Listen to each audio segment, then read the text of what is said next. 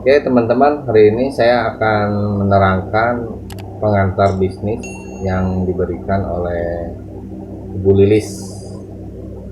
Pengantar bisnis yang materinya materi yang ke-11, yaitu mengembangkan produk dan menetapkan harga. Mengembangkan produk yaitu terbagi beberapa nilai dan klasifikasi. Yang pertama, paket nilai.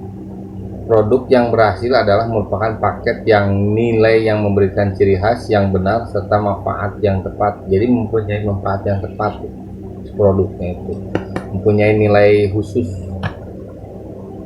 Paket nilai adalah produk yang dipasarkan sesuai kumpulan atribut bernilai tambahan termasuk biaya yang masuk akal.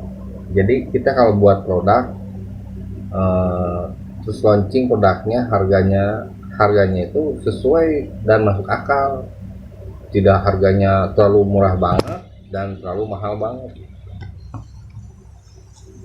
Yang ketiga, ciri khas adalah sifat berwujud dan tidak berwujud yang dibangun perusahaan ke dalam produk-produknya, yaitu setiap perusahaan atau kita sendiri yang bikin produknya pasti mempunyai ciri khas sendiri.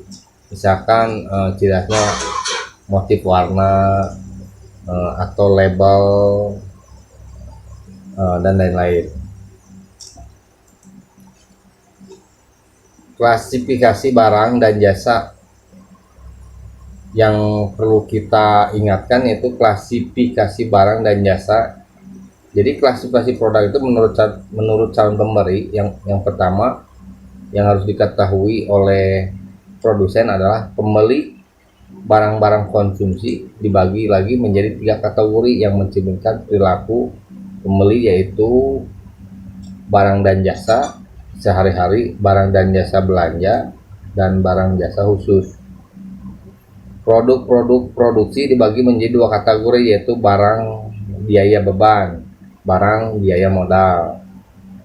Itu kalau kita bicara klasifikasi barang dan jasa. Jadi ada beberapa segmen yang dibagi-bagi. Selanjutnya, bauran produk. Bauran produk adalah kelompok produk yang dibuat oleh suatu perusahaan agar tersedia untuk dijual, apakah produk itu dikonsumsi, produk industri, ataupun keduanya.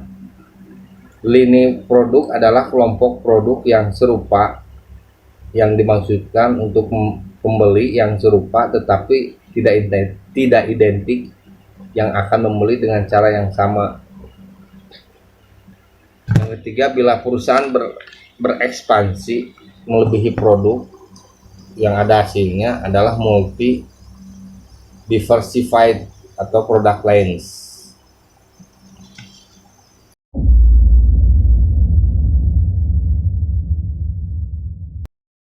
Nah, materi selanjutnya itu ada pengembangan atau mengembangkan produk-produk baru. Nah, dari pengembangan produk-produk baru ini ada 3 bagian. Yang pertama itu ada, jadi untuk dapat bertahan, perusahaan harus mengembangkan dan memperkenalkan serangkaian produk baru. Nah, yang kedua itu ada tingkat mortalitas penduduk. Yang ketiga itu ada speed to market. Nah, speed to market itu adalah strategi pengenalan produk baru agar cepat tanggap terhadap perubahan pelanggan atau pasar. Nah, yang selanjutnya itu ada proses pengembangan produk baru. Nah, untuk meningkatkan peluang pengembangan produk baru, perusahaan menerapkan beberapa versi 7 langkah. Nah, yang ke-1 itu ada gagasan produk. Yang kedua ada penyaringan, yang ketiga itu ada pengujian konsep, yang keempat itu ada analisis bisnis, yang kelima pengembangan prototype. Nah, yang keenam itu ada pengujian produk dan pemasaran, yang ketujuh dan yang terakhir itu ada komersialisasi.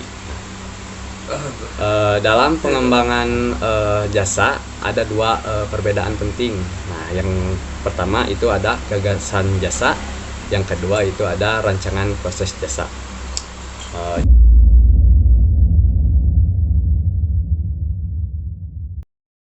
Oke, slide selanjutnya adalah daun hidup produk. Bila produk mencapai pasar berarti dia telah mencapai daur hidup produk. Daur hidup adalah serangkaian tahap kehidupan produk dalam menghasilkan laba. 4 tahap EPLC yang diterapkan pada beberapa produk. Yang pertama adalah perkenalan, yang kedua adalah pertumbuhan, yang ketiga dewasa, dan 4 penurunan.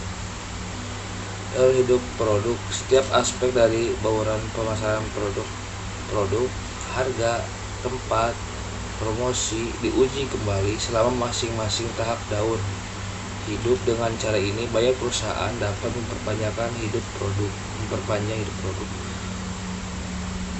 Pasar luar negeri menawarkan 3 pendekatan ke daur hidup yang lebih panjang. Yang pertama ada perluasan produk, adaptasi produk, dan terakhir adalah pengenalan. Identifikasi produk. 3 hal penting untuk mendorong konsumen membeli produk adalah: 1. Memberi merek produk. Merek produk ini ada 3: merek nasional, lisensi, dan pribadi. Yang kedua adalah pengemasan produk. Yang ketiga adalah pelabelan produk.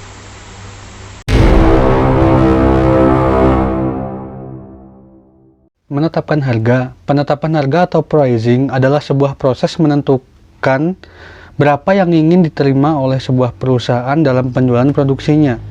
Tujuan menetapkan harga merujuk pada tujuan yang ingin didapat oleh produsen sebagai akibat dari keputusan penetapan harga.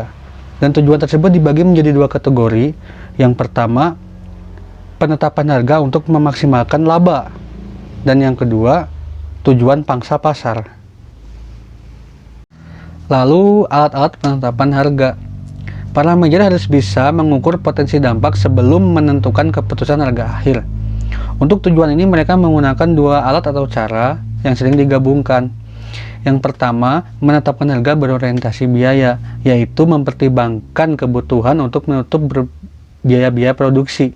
Yang kedua, analisis titik impas, yaitu menaksir biaya versus pendapatan untuk berbagai volume penjualan.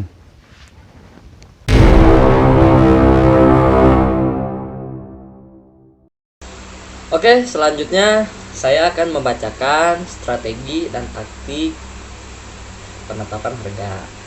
Strategi penetapan harga itu penting karena penetapan harga memiliki dampak langsung pada pendapatan dan sangat fleksibel. Strategi dan taktik penetapan harga ini dibagi menjadi 3. Di antaranya yang pertama, penetapan harga di atas pasar, yang kedua, penetapan harga di bawah pasar, dan yang ketiga, penetapan harga mendekati pasar. Lalu tentang taktik penetapan harga, tanpa memandang strategi penetapan harganya, perusahaan dapat menerapkan 1 atau lebih taktik penetapan harga, seperti yang pertama, penetapan harga lini. Diantaranya menentukan sejumlah harga-harga tertentu untuk kategori produk tertentu. Yang kedua, penetapan harga psikologi.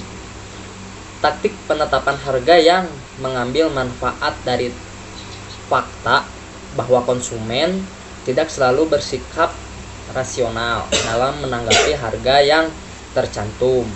Dan yang ketiga, penetapan harga ganjil genap. Taktik penetapan harga yang didasarkan pada pengetahuan bahwa pelanggan lebih memilih harga-harga yang tidak tercantum dalam jumlah dolar yang genap. Dan yang terakhir, yang keempat, pendiskonan. Pengurangan harga yang ditawarkan sebagai insentif terhadap pembelian. Baik teman-teman, pemaparan yang sudah dipaparkan oleh teman-teman saya tentang materi pengantar bisnis yang diberikan oleh dosen yang bernama Ibu Lilis. Semoga materinya bermanfaat dan bisa dipakai oleh teman-teman, baik teman-teman mahasiswa maupun teman-teman yang di luar sana. Baik, terima kasih, cukup sekian. Assalamualaikum warahmatullahi wabarakatuh. See you, sampai jumpa. Sekian Sekian dari kami. kasih. Terima kasih.